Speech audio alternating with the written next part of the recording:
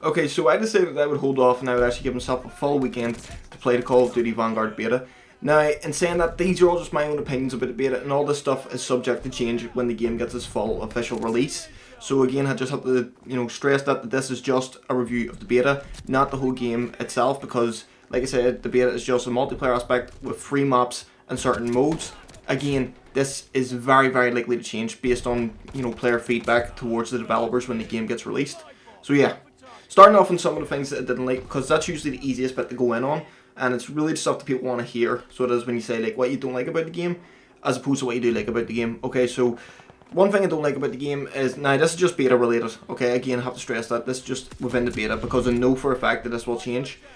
Previously in Call of Duty betas, we've had the ability that we've been able to select the game we want to play, whether it be TDM, domination, search and destroy, etc. This game, you're just thrown into it. It doesn't matter what mode you want to play. You have to play whatever the game pretty much randomly picks when you hit start match. It's something that I think really, really does take away your enjoyment of the game, because, for instance, I'm preferably a domination player. I like to play domination, so do. This game pretty much wants me to play TDM or the bigger scale TDM and the bigger scale, domination. Now, I know domination's in rotation itself, but at the same time, I think I've only played like 3 or 4 domination matches opposed to maybe 5, 6, even 20 odd TDM matches. It's very frustrating not being able to pick the game mode you want to play. But for the most part, I'm not really going to harp too much in on it, because when the game gets full release, this will be something that you'll be able to select. So again, this is just my thoughts on the beta doing this, and honestly I don't like that aspect to it. Also, one other thing that I want to stress that I don't like about the game, again, this is something that I think may actually be in the final game, so I have to put that in words, that this is something I do not like in the game, but it could change. So that's why I'm sort of hoping it will, but not really harping on it too much. The maps feel very large in terms of the games you want to play. For instance, if you're playing the new 14 versus 14 game mode of TDM or domination or whatever, you'll probably enjoy these maps because they're actually really big maps. There's the chance to get more kills, there's more free flow if there's more players playing them. But whenever you're in a 6v6 match and you're playing one of the maps that I think was actually a snow map, I can't get the names in my head again, I haven't played, mountains and mountains of time, but I did want to, wait until I had a full weekend of playing it to release my pretty much review of it. I will say the snow map is huge. It does really feel huge, and it honestly feels like to get from one end of the map to the other end of the map is actually a bit of a headache, so it is, especially when it's the 10v10. Now that's not actually a bad thing, because 10v10, it's better for that map size because there's more people, there's different people running around, but it's going to actually lead me into my next complaint. So I'll touch on that when I come to it in a second. But for the standard 6v6, game modes that these maps pretty much should be catered for, because Call of Duty throughout the years has traditionally been a 6v6. Now I know we've had breakaways in terms of ground war, different variations of it. Modern Warfare 2019, for instance, was like pretty much a Modern Warfare equivalent of Conquest from the Battlefield series. And in the past we've had, ground war, which has been, I think it's 9 on a team or something like that. I can't necessarily remember, but that's pretty much, what has been in the past. This game mode itself, or sorry, these maps themselves, really do feel like they're catered for a bigger player base. So if these are in the rotation only for the beta, it's not going to be too much of an issue. But when these maps get their final release in the game, say November, if these are maps that can be used in traditional 6v6, I don't think a lot of people are going to like it. I think you'll find a lot of similar complaints to what people had towards Call of Duty Ghost, in that they're just too big. They're not catered for the standard Call of Duty game modes, because like I say, Call of Duty traditionally is a small, compact arcade shooter. It's easy enough to get, lift up, run, get a kill, etc. It's so straightforward. The maps are small enough to, confine that, and it was actually something that a lot of people didn't like in Modern Warfare as well, that the maps felt relatively bigger scale. Now, one thing I will say about the maps, even though they are rather big on, that aspect, they're actually really, really traditional in a sense that they've kept it a free lane system. If you guys remember Modern Warfare 2019, a lot of people were actually really annoyed that the maps did not have the free lane system that Call of Duty's been catered to for so long. And Black Ops Cold War, it had the free lane system, and then obviously this game, it's looked at it and it's went, you know what, we like the size of the maps, but we're going to have free lane system. Again, I don't like the size of the maps, but that's just me. For someone else, you could end up enjoying it. That's just something I didn't like. Now, the other little gripe that I wanted to get to in a second is this: kill streaks are back in the game. Now, don't get me wrong, I'm going to sound a bit hypocritical here, and I'm open to criticism in this. I've been someone who's always preferred kill streaks. I've always said kill streaks rewards, skill over, the traditional score streaks, because score streaks traditionally are the type of thing that, if you just sit in a domination flag, move to the next domination flag, etc., you'll get points based on just sitting on those alone, and they can wrap up to give you a kill streak. And obviously you have to throw in a couple kills with it, but for the most part, I've always found score streaks to be relatively easier for worse players to get. Kill streaks, on the other hand, I feel, especially in this game, just from beta alone, encourages camping. There's a lot of camping that goes on in this game, and this is just a beta.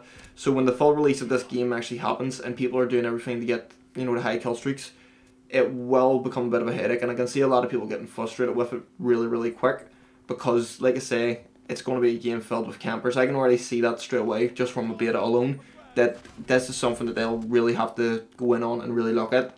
Which, and another reason as to why people could be opting the camp as well, is because of the size of the maps as well. Like I said earlier, the 10v10 on these maps isn't too bad, but at the same time, if you're playing 10v10 or 14 versus 14, I'm not sure what it actually is, I think it is 14 versus 14 is the maximum, but if you're playing that, what generally happens is that if someone's running across the map, and these are big maps, so there's a lot of space to run across, a sniper on the other end of the map will easily pick you off, and the problem is that when there's more players, you know, to kill effectively, more and more people will be doing that same movement of run just across the map and feeding campers, which will promote camping in a bad way. So also, if you didn't like camping in Modern Warfare 2018, you're probably not going to like camping in this game, regardless of whatever happens. And one other thing that I found, and this is only in the bigger scale matches, I should say. Anytime I say maps, if I need to correct myself, I really will. I'm sorry about that. But one of the things I noticed in a bigger scale match is that it's a nightmare to even try and kill the camper, because in a situation where if you're trying to run across the map, odds are that there'll be other people camping at the other side of the map as well. It just becomes a camp fest. It's really difficult to get across the map and actually kill the camper. Realistically, you're feeding them. You're feeding consistent campers in this game, and that honestly is a bit of a headache. It took a lot of the fun out of the game, because the first day the beta was released, I don't know if it was, you know, just a player base I came up with, or if it, you know, just happened to be, I was lucky enough to get in the lobby like that. I didn't really come up against many campers on the first day of the beta, which would have been Friday at 6 o'clock, so what of UK time. I didn't really come up against many campers whatsoever, so I didn't, and for the most part I actually really did enjoy that. I actually thought the game at that time was really flowing well. There was actually a lot to enjoy about the game. There was obviously a few hiccups, like for instance sounds, a bit of a mess, sometimes you hear things, sometimes you don't, but again that's stuff that, you know, can easily be fixed, and obviously a lot of people were reporting back to the developers about stuff like that, so that will be fixed. But then it came to Saturday and obviously today, and I found that today, playing it Sunday, being the 12th of September, it is really, really, you know, unenjoyable at the minute, because campers now are getting to the point where they're just sitting back and doing everything to try and score up as many kill streak points as possible. Now, when I said I was going to be hypocritical, I actually do think I'm being hypocritical in the sense that I'm criticising kill streaks, specifically in this game, mainly because I don't like score streaks at all, but I can see why a lot of people are in favour of score streaks, because in many ways it pulls the campers out. You know, if you have, say for instance, you're one of those guys, you know, who sits at the back of the map with a sniper, for the most part you're going to enjoy this game, because let's be honest, you can sit there and get kills all you want and rack up kill streak points. It will happen, whereas score streaks do call you out and make you have to maneuver around the actual map. I can see the benefit of both, but at the same time it's really hard to please everyone, and it's one of those, someone will like one thing but someone will hit the other thing. You can't win, so you really can't. So I think it was pretty much in this game, it pretty much became a toss of a coin which one they chose, and they chose kill streak. Personally, after playing the beta and being again, I'm a big advocate of, I prefer kill streaks over score streaks, but this game with the size of the maps I think would benefit from score streaks. I really do think it would benefit from score streaks, because again it would call the players out of the hiding spots in order to get kill streaks. It will at the moment just encourage camp. Now, a lot of people are saying, you know, online and stuff like that, that this game pretty much feels like Call of Duty World War 2.5. It doesn't really feel like there's been that much difference. Obviously the graphical intel is different. There's, you know, a better graphics, you know, engine on this game. A lot of people, I feel, will agree on that, but for the most part, when I'm using weapons, if I was to line this up, say Call of Duty World War 2, weapons, you know, obviously depending on the way to look at it, they're going to look different because again the engine, but the sounds of the weapons, the gunfire, it's identical.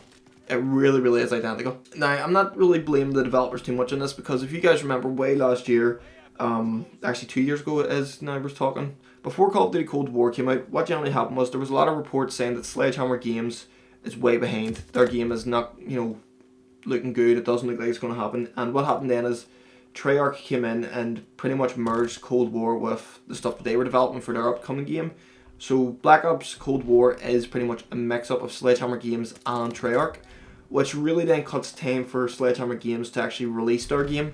So if you look at it, let's look at it from a calendar perspective. November 2020, okay? Till November 2021. So that's really when Call of Duty Cold War, can't speak. That's really when Call of Duty Cold War gets its release, okay? Now within that year, Sledgehammer Games at some point were told by Activision, okay, you guys are going to be developing the next game. So you are, even though your game had to get matched in with stuff Treyarch was doing, you have to develop a game within the space of a year. So the fact that there's a lot of stuff in this game that does feel really recycled, I can understand that. I really can understand that, because I think if you look at the timescale they had, they knew that they wouldn't have a game ready as effectively to be released within a year. So what happened is Activision went, you know what, use the stuff from World War II, just spice it up a bit, change maps, etc. So on one hand, it feels like a very lazy approach, but I can understand it. I really can understand why this game feels very Call of Duty World War II, because the amount of development time that they had to develop it is not fair on any developer whatsoever. It doesn't matter if you like it or not, it's just not fair. And Activision realistically did put them in a bad place, so they did. The best option for a release of this year would have probably been Infinity Ward's next game, mainly because if you believe reports, they're way ahead of development. So if you threw in the amount of teams that are on this game, if you load up this game, you'll see there's a countless amount of teams that are actually developing it, as opposed to previous Call of Duty games. If you threw that amount of teams in the Infinity Ward's game, Infinity Ward would probably have a full release and probably a better conditioned game for this year. So they would then what this looks like it's going to be. But yeah, that's pretty much the negatives. The positives, again, this is going to sound strange because a lot of the positives are stuff I liked about World War II. For instance, the gun sounds. The engine obviously doesn't look that bad. Now again, I'm playing on the PlayStation 5. I've heard a lot of complaints from people playing on the PS4, so it did, about graphics and stuff like that. It just doesn't look like it wants to be on par with anything that the game's trying to do. But again, I think that's just their hands were tied so much with this game that it almost became a nightmare to make, and so a lot of stuff really does feel cut back for the last gen consoles at this point. So again, I can't really criticize them, but I think they should have been in a much better situation. And that's me speaking towards Activision, not necessarily Sledgehammer Games. Because despite what a lot of people may think after this review, I actually do like Sledgehammer Games. I mean, Sledgehammer Games developed, my favourite Call of Duty. Well, they actually partly developed my favourite Call of Duty in Modern Warfare 3. And I know a lot of people are pretty mixed on Modern Warfare 3. I personally think it's the best Call of Duty. Again, my own opinion. I really do like that game. But for the most part, I can see why a lot of people are starting to get a bit pissed off with this game already, because it's very up and down, we'll say at the minute. Another thing I'm going to criticise, and I have to criticise it because it makes perfect sense, skill-based matchmaking. It's a beta. They do not need skill-based matchmaking to be on in a freaking beta. Obviously turn it on if you want it on whenever the game gets its full release, but you do not need skill-based matchmaking in a beta. A beta is pretty much a test engine to get community feedback. Now, community feedback is going to be very mixed if you have a beta that has skill-based matchmaking in place, because a lot of people are going to pick up the game, realise that it's as annoying as the last couple of games with the skill-based matchmaking, put the game down and not even give a bit of feedback. This is why you need to turn this stuff off, so people can get a proper feel of the game, so they can, without having to go up against a load of swatties who are already trying their best to get the hard kill streaks. And it all comes down to one thing: Activision's determination to have skill-based matchmaking, just because it apparently brings up user engagement. I don't believe it does. I really don't. I'm sorry. I do not believe it does. If you're playing a game, you're likely to continue playing that game if you're having fun. Skill-based matchmaking takes away the whole fun aspect of a game. And now you're probably thinking, well, it's only because of money and stuff like that. Skill-based matchmaking also doesn't increase money. I mean, unless they released a gun that said this gun is so much more powerful than that gun, it'll help you in whatever situation, then yes, maybe I can sort of understand it.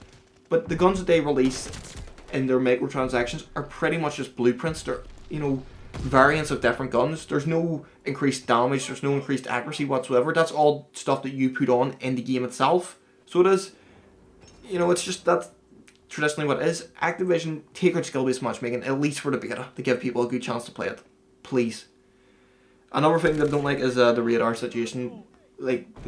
It's a perk.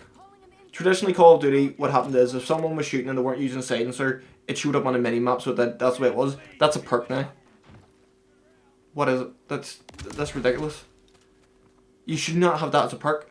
I'm sorry, but you just shouldn't. If you guys, are fans that you like that idea, fair enough. But for me personally, that's not traditional Call of Duty. Traditional Call of Duty is, what you do is, If someone shoots and they're near you on the map, they're not using a silencer on their weapon, they'll show up on the map.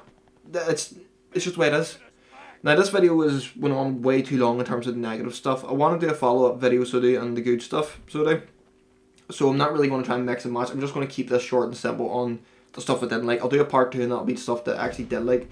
But if you agree with any of these, points I've made across, please feel free to comment below. If you think there's anything else that needs, talked about or what, please comment that below. I've been McCurs, you've been you guys. Thank you so much for checking out this video. It does mean a lot. And yeah, hopefully we get a good game on release. But for the most part, it's very, very mixed. That's all I'm going to say. It's very, very mixed. Over that, thanks for checking out the channel. Please subscribe if you like the video. And yeah, have a nice day.